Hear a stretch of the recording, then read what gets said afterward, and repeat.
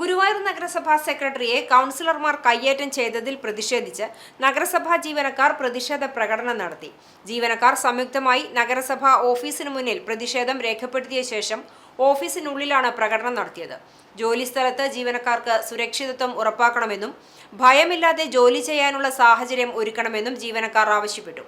Renu P Dev, S Harshit, MD Rijesh തുടങ്ങിയവർ നേതൃത്വം നൽകി.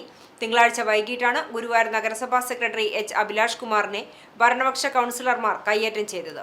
ലോകകപ്പ് ഫുട്ബോൾ മത്സരം ഗുരുവായൂർ ടൗൺ ഹാളിൽ ബിഗ് സ്ക്രീനിൽ പ്രദർശിപ്പിക്കുന്നതുമായി ബന്ധപ്പെട്ട തർക്കമാണ് കയ്യേറ്റത്തിൽ കലാശിച്ചത്.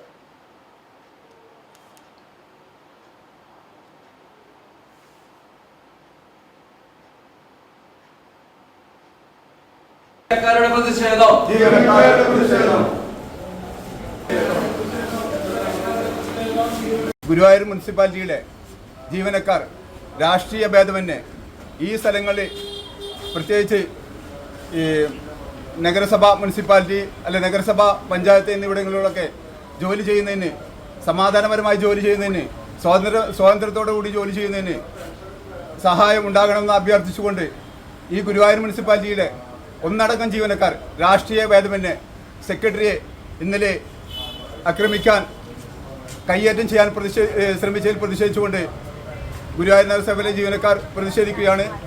ഈ നഗരസഭ ഈ പ്രതിഷേധത്തിൽ പങ്കെടുത്ത എല്ലാവർക്കും ഒറ്റവാക്കിൽ നന്ദി പറയുന്നു.